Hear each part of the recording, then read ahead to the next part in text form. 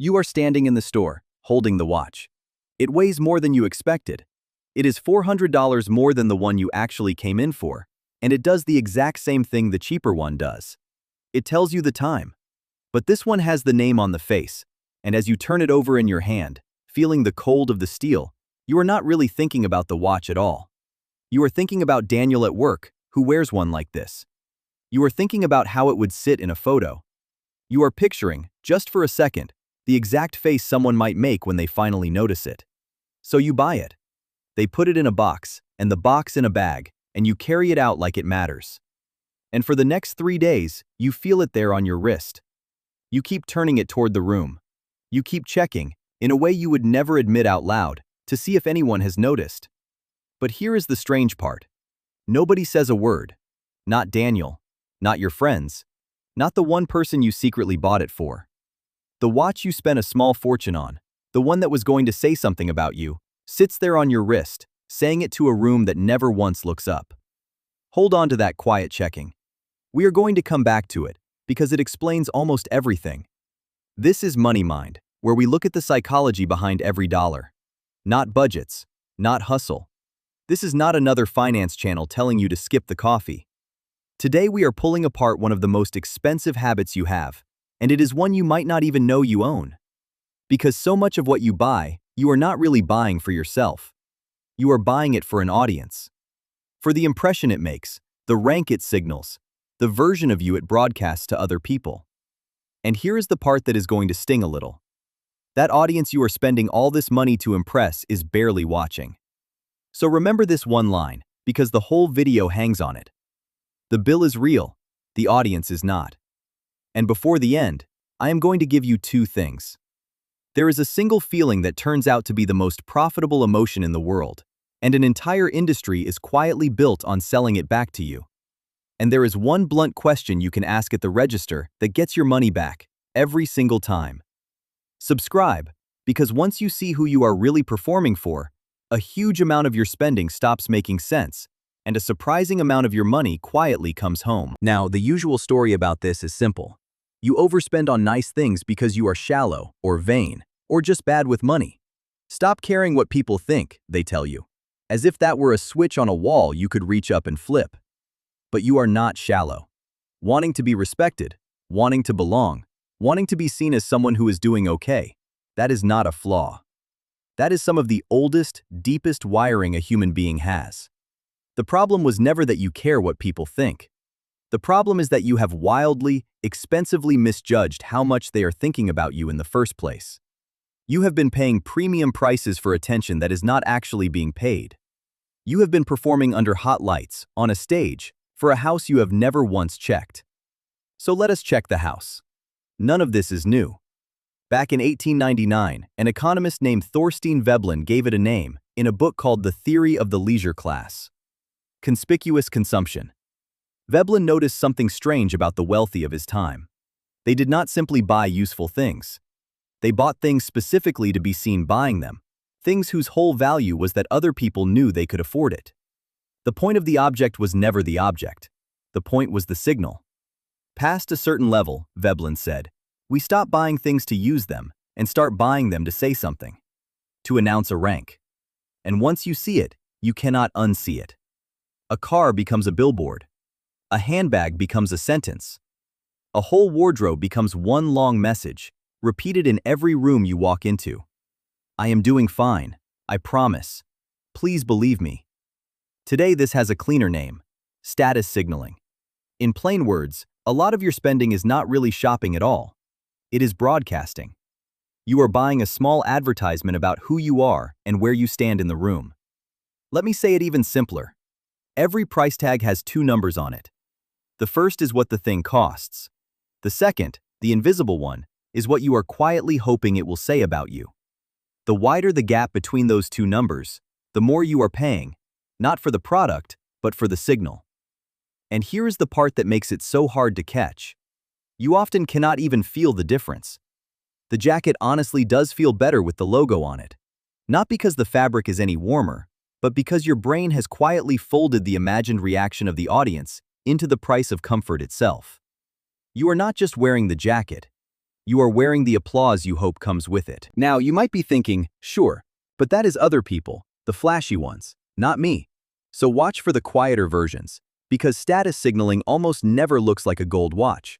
It is the car that is just a little nicer than you need, chosen half for the driveway it will sit in. It is the neighborhood you stretch to afford, not for the house, but for the address you get to say out loud. It is the phone you upgrade every single year, even though last year's still works perfectly, because the new one says you keep up. It is the round of drinks you insist on covering, the label you leave turned out, the vacation that somehow has to be photographed to feel like it counted. It is rarely loud.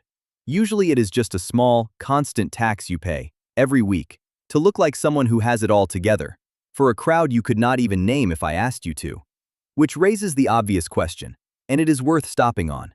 Who is the crowd? So here is the question that quietly takes the whole thing apart.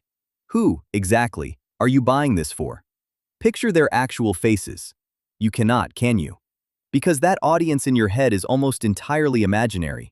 And this next part is the piece that quietly changed how I shop. In the year 2000, 3 psychologists, Gilovich, Medvec, and Savitsky, published an experiment in the Journal of Personality and Social Psychology. They had a student put on a deliberately embarrassing t-shirt, a big awkward photo across the front, and walk into a room full of other people. Then they asked that student one question. How many people in there noticed your shirt? The student was certain. About half of them, easily. But when the researchers actually checked with the room, the real number was under a quarter.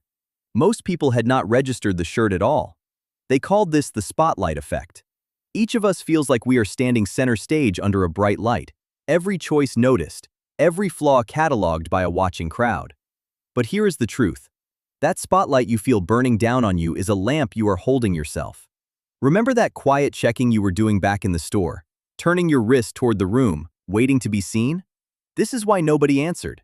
Everyone else was starring in their own movie, worried about their own shirt, their own watch, their own performance.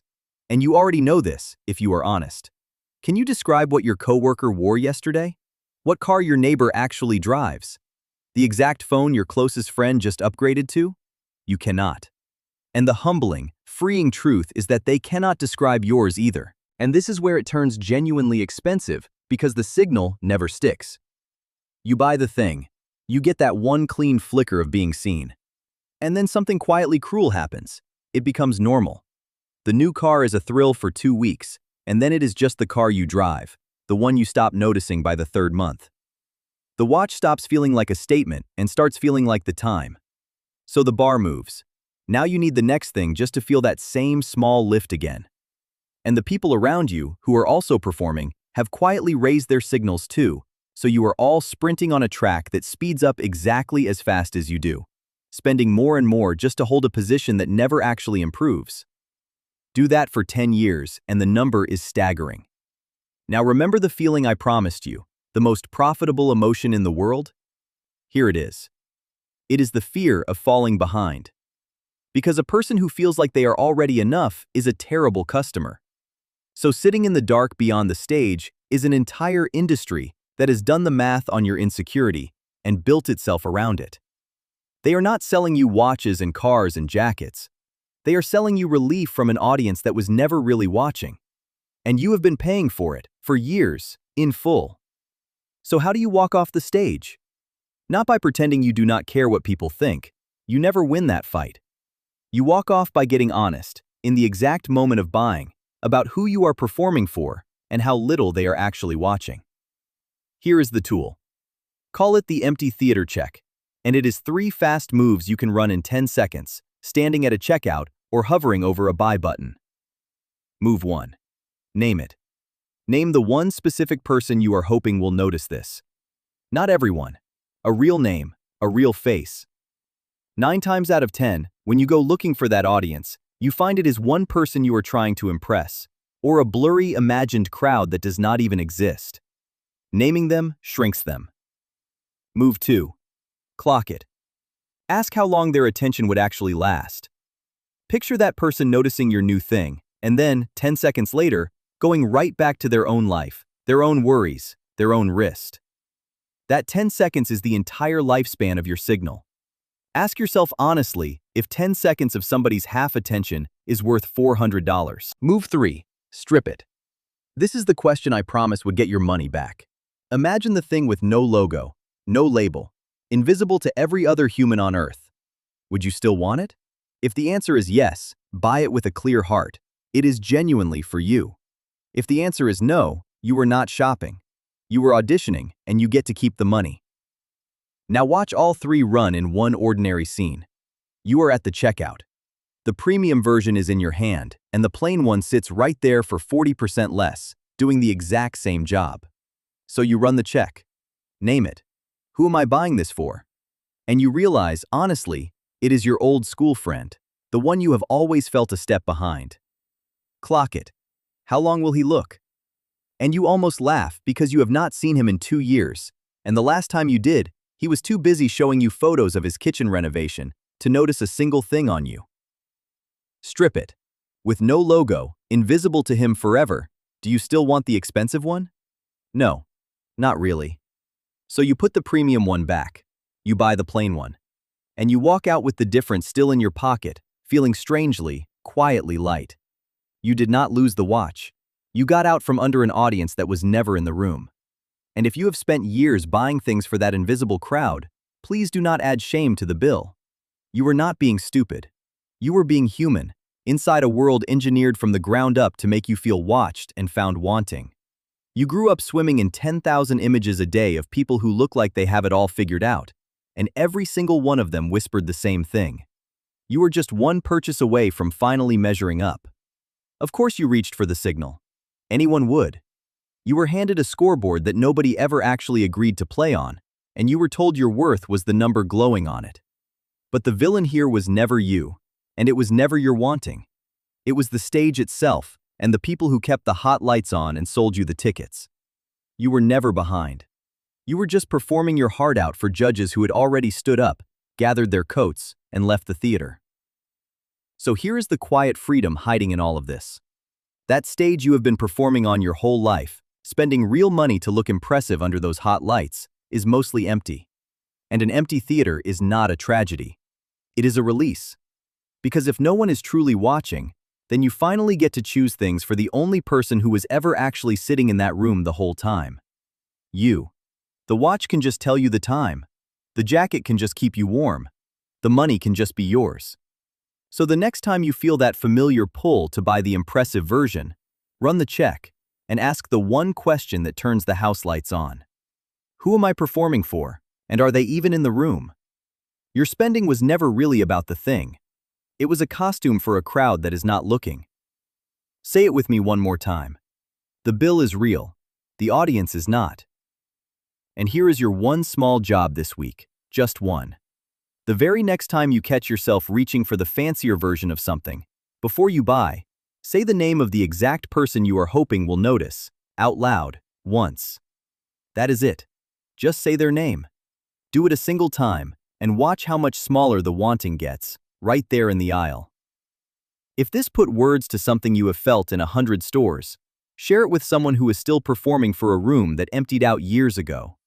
And subscribe, because next time we are pulling apart another quiet force running your life from the dark. I will see you there.